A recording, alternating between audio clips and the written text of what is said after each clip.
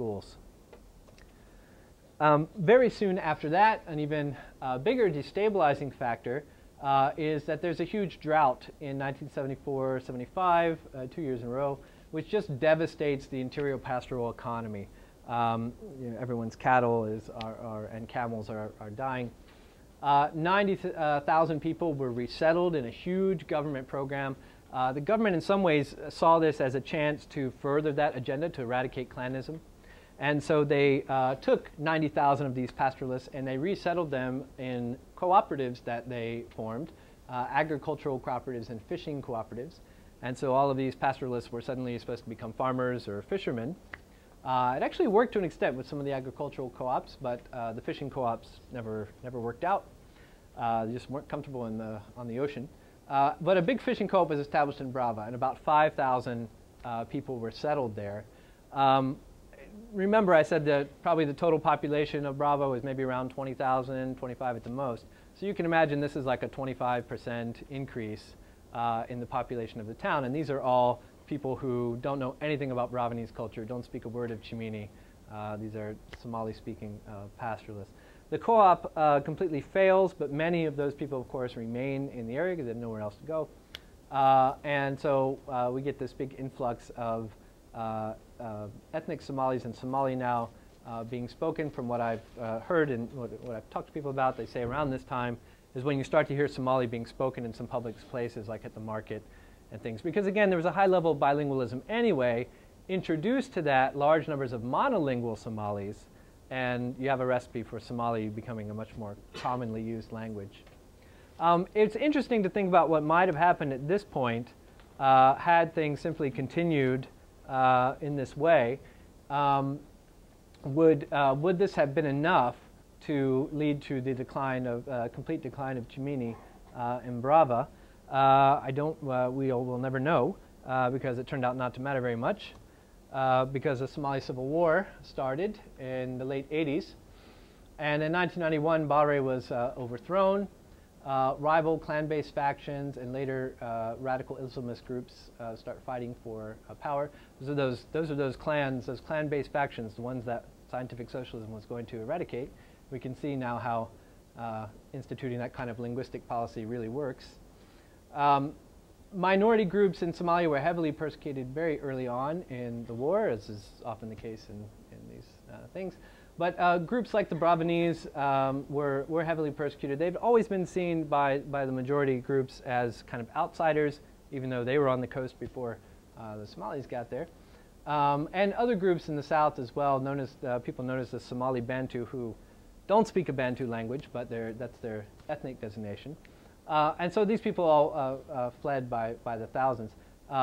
Brava itself was occupied by the Somali National Alliance in 1991, so very early in the war.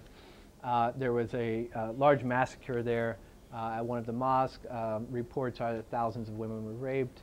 Lots of just general theft and brutality. The Tunis, the Shengamasas groups I told you about, many of them fled south to Kismayo, where they were equally vulnerable down in Kismayo. And the Bravans just fled as much as possible to wherever they could get to. But most of them fled to Kenya, some in very, very dangerous routes, piling hundreds of people onto boats at the wrong time of the year. And it's unknown, how many hundreds of people perished at sea. But a few of the people that I interviewed came across on those boats and have some stories to tell about just how brutal it was, people getting washed overboard and everything. So they all fled to Kenya, where they occupied refugee camps, mostly in Mombasa. The Kenyan government had a hard time, and continues to have a hard time, with the Bravanese in particular, because of course these are Swahili people, and Mombasa is another Swahili town. And so unlike other Somali refugee groups who came into the country at that time, it was very difficult for them to say, oh, you're a Somali refugee, go to the refugee camp. Because they spoke Swahili, they looked Swahili, they had the same, sometimes they had family in Mombasa maybe. And so many of them, thousands of them, were able to just kind of integrate into Mombasa society and avoid the refugee camps altogether. And there's still a large community there in Kenya. So I'm planning to go there not this summer, but next summer to see what things are like in Mombasa. That lasted for 3 or 4 years, and then in 96, 97, Brahmins and other Somali minority groups were given UN refugee status.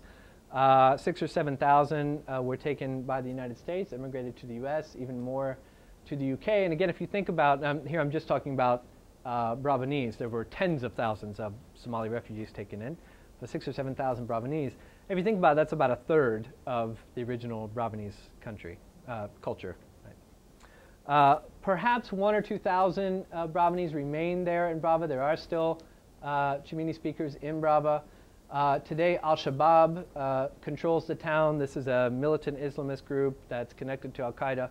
Although when I talk to people here, they say, oh, you know, Somali National Congress, Al-Shabaab, National Alliance, Al-Shabaab, it's the same people. They've just changed what they call themselves, you know, but it's the same people. But they now control the town, and the reports are that they're actively destroying Brahmanese culture. Any sign of it, they're forcibly taking Brahmanese wives, not just through rape, but by actual marriage. That way they can't continue to have Brahmanese kids. And they're destroying all of the, anything in the town that is, could be considered culturally distinct.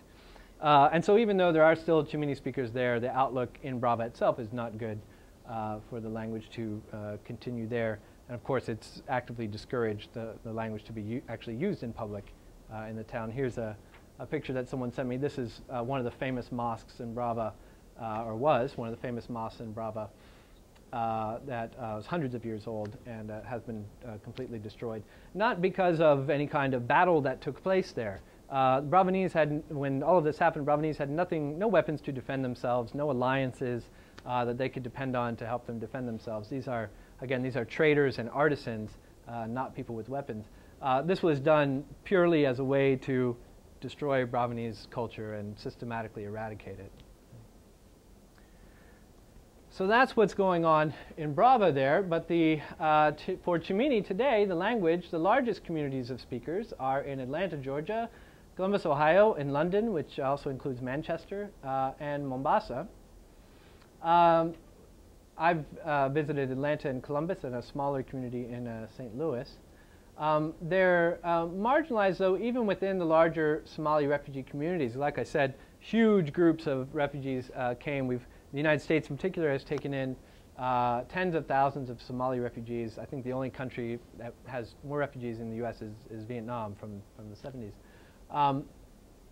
And so even within that, this group, the Brahmanese were simply sort of lumped in with all of these refugees. And so smaller communities today often have to rely on ties to these larger groups, and they use Somali very, very frequently. I saw this in St. Louis, where even between Chimwiini speakers, people would sometimes use Somali because they were just so used to using it. Yet Chimwiini is highly valued, particularly in the larger communities. It is typically used in the home. Young children often speak it very well, so children are learning the language. But there's also a high amount of attrition between those young children of 6, 7, 8 years old, and then the teens and young adults who then go through a public education system and stuff. They don't speak it as much. They still know enough, right, to communicate, have basic conversations with, especially with their parents and elders. But I would classify many of them as semi-speakers.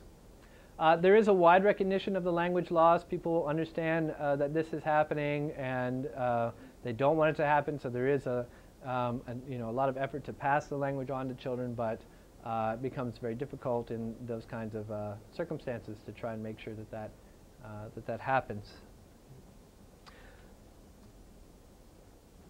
So prospects for Chimwiini, not great, not so great.